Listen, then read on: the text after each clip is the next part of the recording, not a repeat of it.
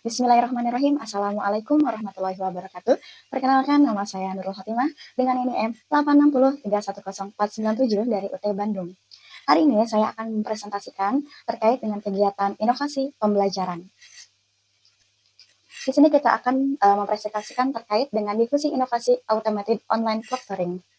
Adapun judul dari penelitian ini adalah terkait dengan strategi difusi inovasi automated online proctoring di Universitas Terbuka dengan menggunakan analisis berdasarkan teori difusi inovasi Rogers. Sebelum itu kita akan mengenal dulu apa itu sebetulnya automated online proctoring atau yang sering disebut dengan EOP. Automated online proctoring ini merupakan sistem pengawasan ujian daring yang memanfaatkan teknologi kecerdasan buatan dengan melalui pengenalan wajah, kemudian pelacakan gerak mata, analisis perilaku serta kamera dan mikrofon untuk memantau peserta ujian secara otomatis selama sistem ujian berlangsung.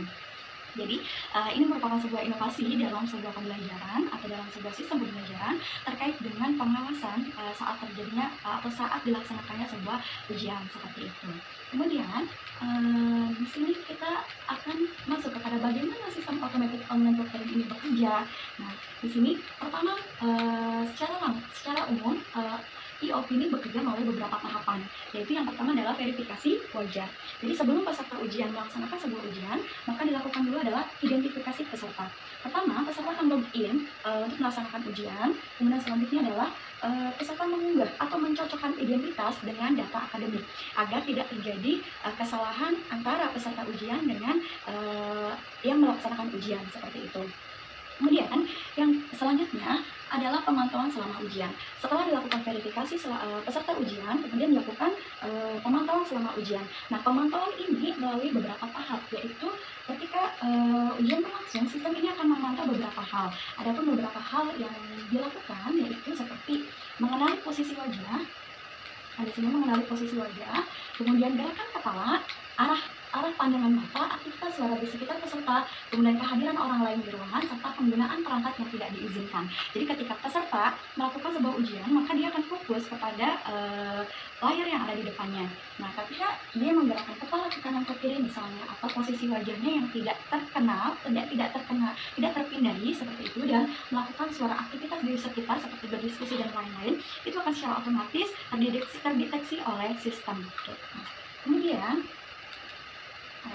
di sini analisis otomatis oleh AI.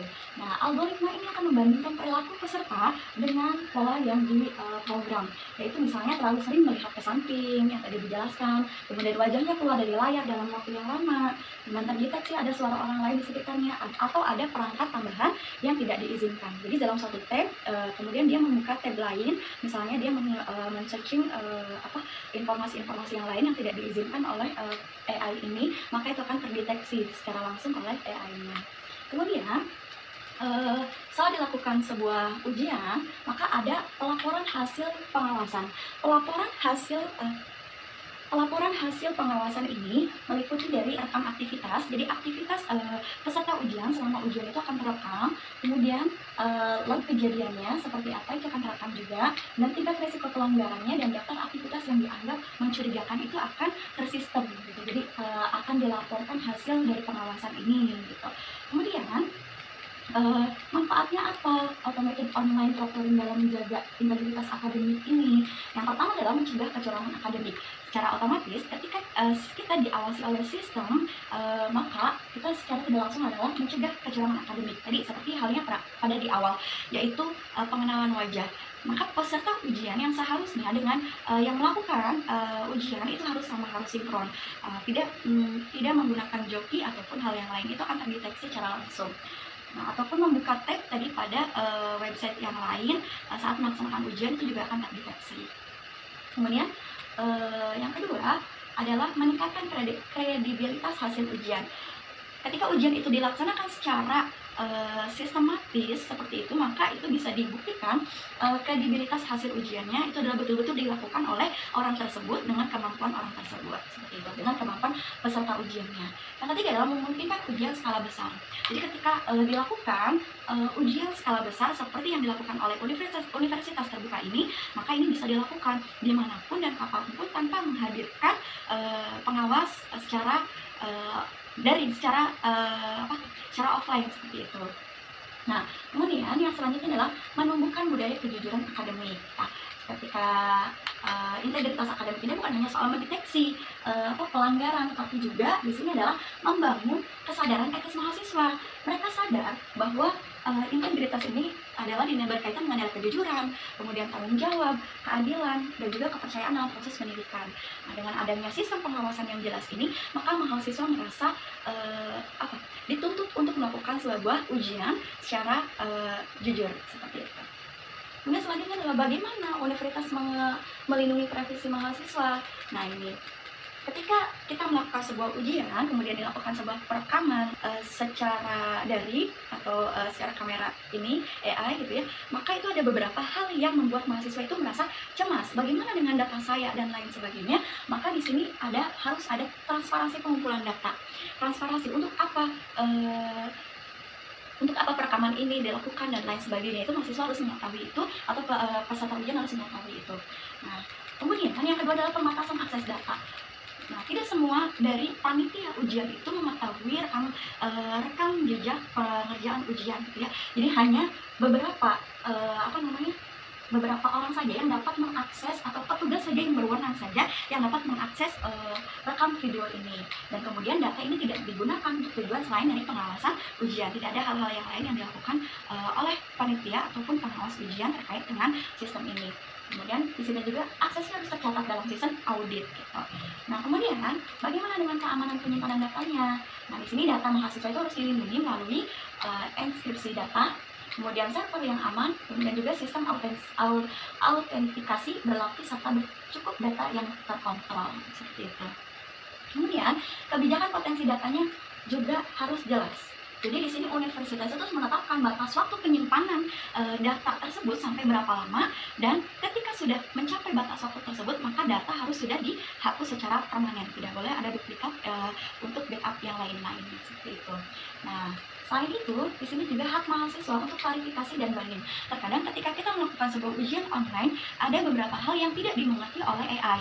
Nah, misalnya kita menengok kanan atau melakukan sebuah kesalahan seperti itu, yang pada dasarnya itu merupakan hal urgensi yang dilakukan oleh manusia, itu oleh peserta ujian.